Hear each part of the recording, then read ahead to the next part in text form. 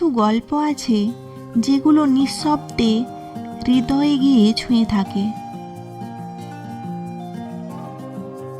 আজকের গল্পটি ঠিক তেমনই একটি গল্প, যেখানে দারিদ্র্য, ভালোবাসা আর অসহায়তার মিশেলে গড়ে উঠেছে এক গভীর কাহিনী। আপনি শুনছেন কাহিনীর সুর। আমি পড়ছি শরৎচন্দ্র চট্টোপাধ্যায়ের এক অনবদ্য সৃষ্টি মহেশ। চ্যানেলটা সাবস্ক্রাইব করে আমার সঙ্গেই থাকুন।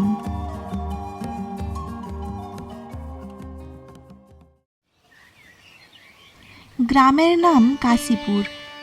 গ্রাম ছোট, জমিদার আরও ছোট, তবু দাপটে তার প্রজারা টু শব্দটি করতে পারে না, এমনই প্রতাপ। ছোট ছেলের জন্মতিথি পুজো। পুজো সেরে তর্করত্ন দ্বিপ্রহর বেলায় বাড়ি ফিরছিলেন। বৈশাখ শেষ হয়ে আসে, কিন্তু মেঘের ছায়াটুকুও কোথাও নেই। অনাবৃষ্টির আকাশ থেকে যেন আগুন ঝরে পড়ছে। সামনের দিগন্ত জোড়া মাঠটা জ্বলে পুড়ে ফেটে চৌচির হয়ে আছে, আর সেই লক্ষ্য ফাটল দিয়ে ধরিত্রীর বুকের রক্ত যেন ধোঁয়া হয়ে উড়ে যাচ্ছে। আগুনের শিখার মতো সেগুলো সর্পিল ভঙ্গিতে ওপরে উঠছে। তাকিয়ে থাকলে মাথা ঝিমঝিম করে, যেন নেশা লাগে। এই মাঠের সীমানাতেই পথের ধারে গফুরজোলার বাড়ি। তার মাটির প্রাচীর ভেঙে পড়ে প্রাঙ্গণে এসে পথের সঙ্গে মিশে গেছে, আর অন্তঃপুরের লজ্জা সম্ভ্রম পথিকের করুণার ওপর নির্ভর করে নিশ্চিন্তে আত্মসমর্পণ করে আছে। পথের ধারে একটা পিটালি গাছের ছায়ায় দাঁড়িয়ে তর্করত্ন উচ্চ কণ্ঠে ডাক দিলেন, "অরে ও গোসা, বলি ঘরে আছিস?"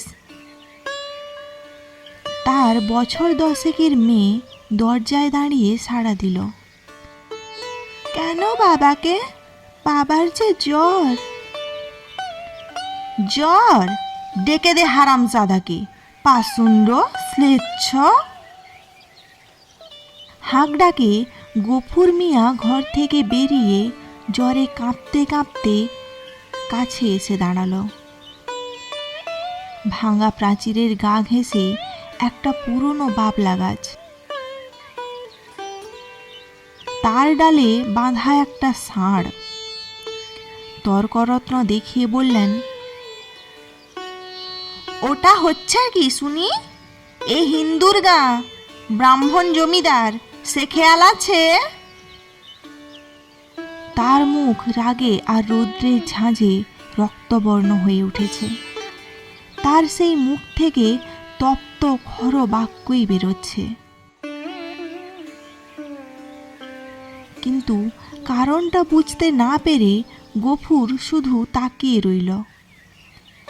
তর্করত্ন বললেন, "সকালে যাবার সময় দেখে গেছি বাঁধা, দুপুরে ফেরার পথে দেখছি তেমনি ঠায় বাঁধা। গোহত্যা হলে যে কর্তা তোকে জ্যান্ত কবর দেবে, সে বামুন নয়।" কি করব বাবা ঠাকুর, বড় লাচারে পড়ে গেছি। কদিন থেকে গায়ে জ্বর, দড়ি ধরে যে দুখুটো খাইয়ে আনবো তা মাথা ঘুরে পড়ে যাই। তবে ছেড়ে দে না, আপনি চড়াই করে আসুক। কোথায় ছাড়বো বাবা ঠাকুর?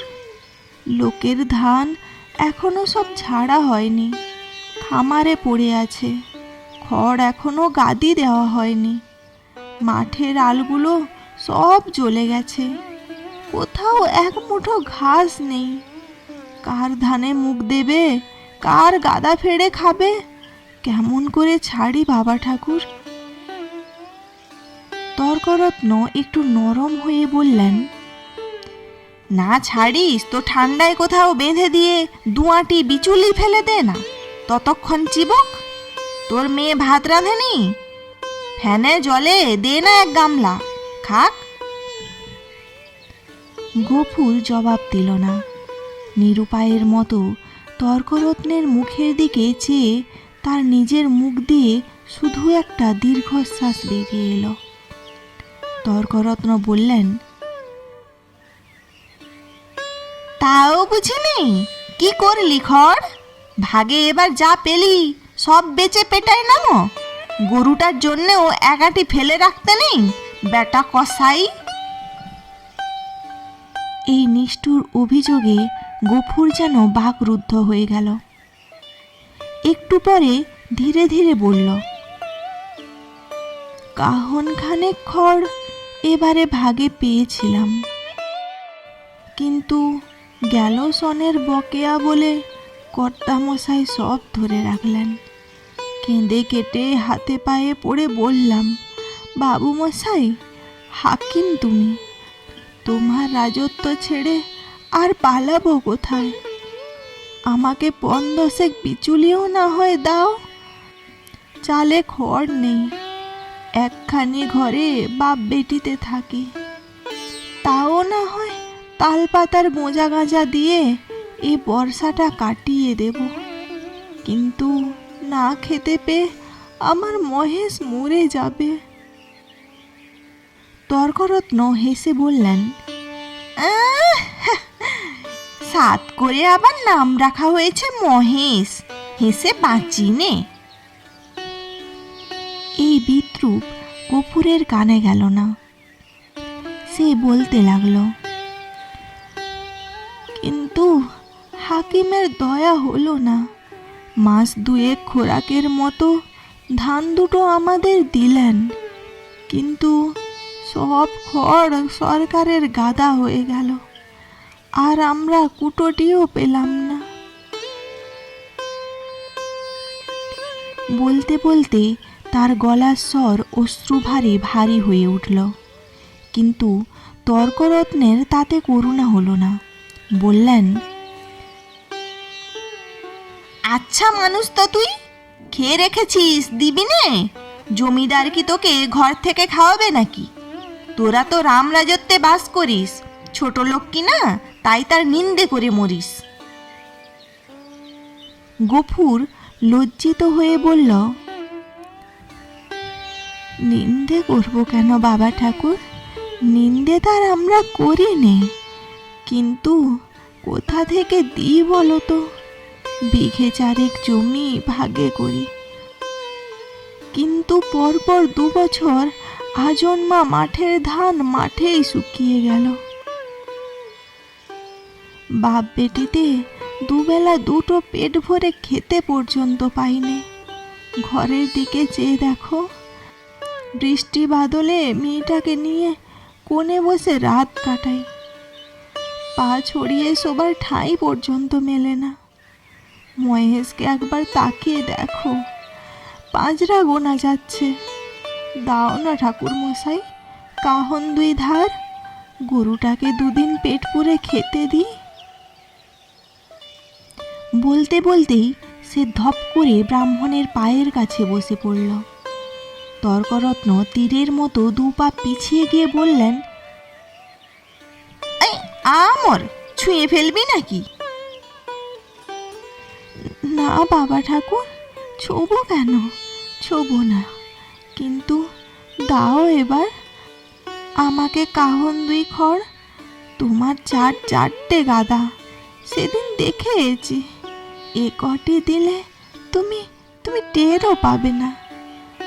আমরা না খেয়ে মরি, ক্ষতি নেই, কিন্তু ও আমার অবলা জীব, কথা বলতে পারে না, শুধু চেয়ে থাকে, আর চোখ দিয়ে জল পড়ে।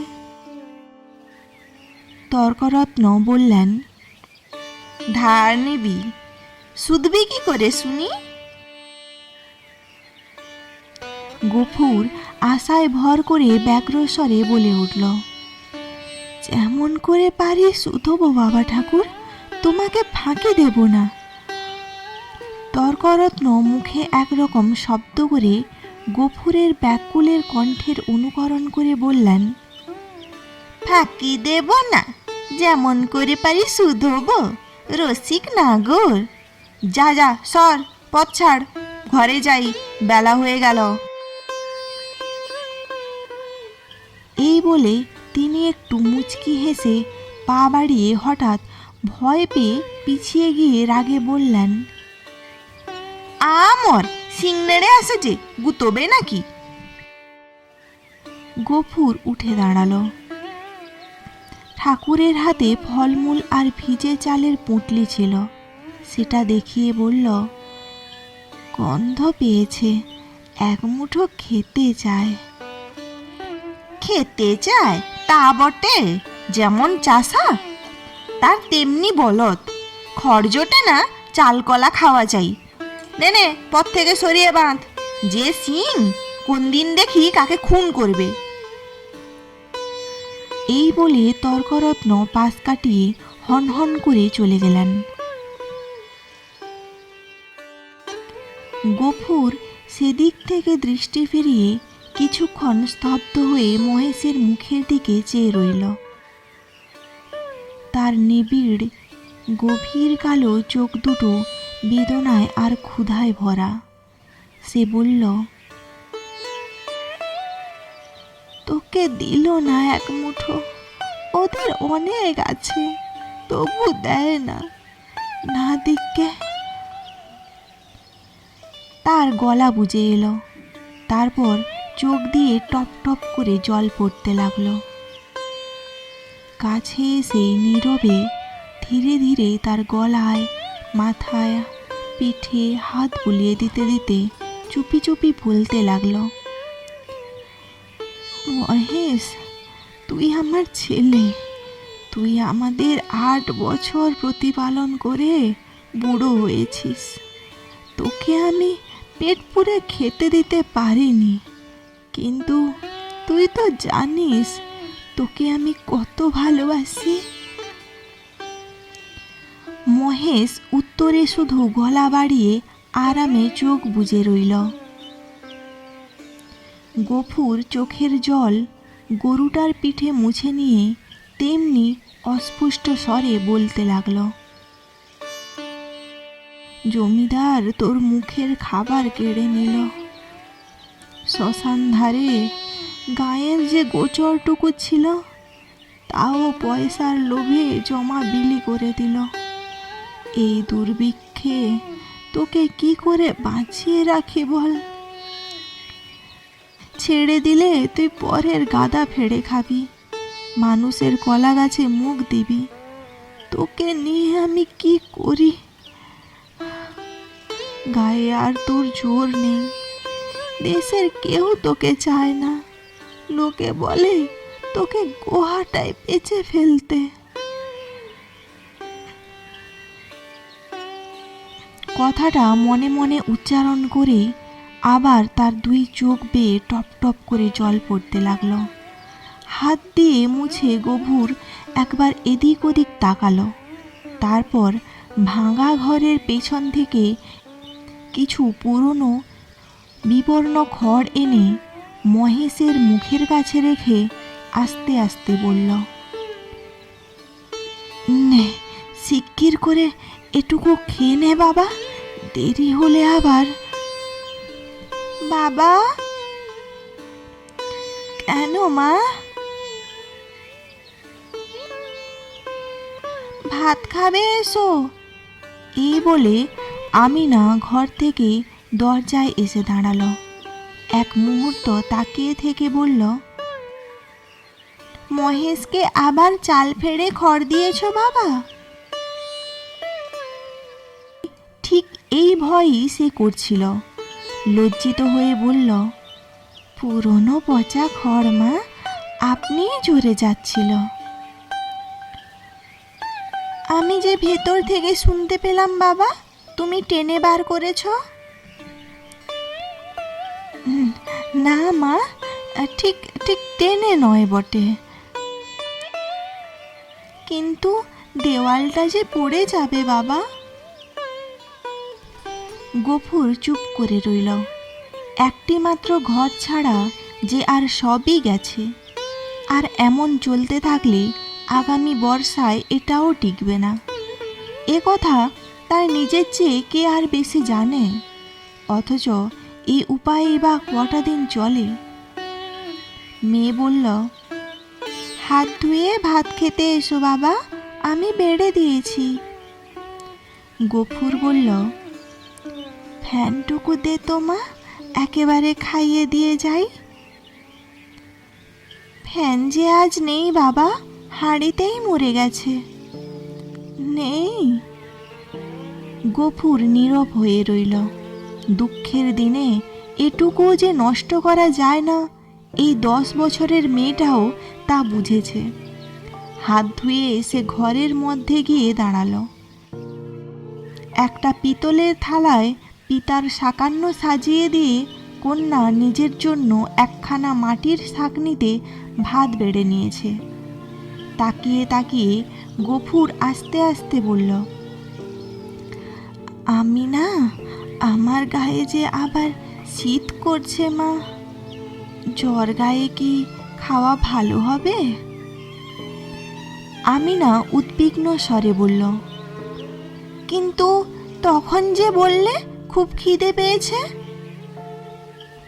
তখন হয়তো জ্বর ছিল না মা, তাহলে তুলে রেখে দিই, সন্ধ্যাবেলা খেয়েও।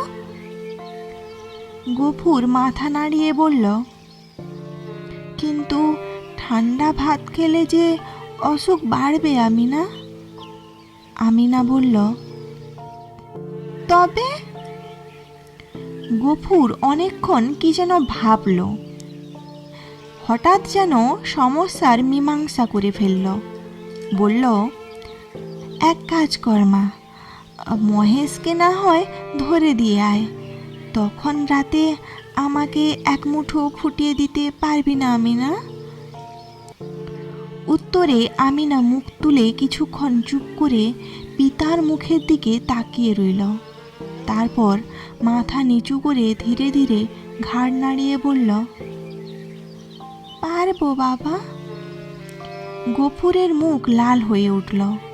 পিতা আর কন্যার মাঝখানে এই যে একটুখানি ছলনার অভিনয় হয়ে গেল, তা এই দুইটি প্রাণী ছাড়া আর একজন বোধ হয় অন্তরিক্ষে বসে লক্ষ্য করলেন।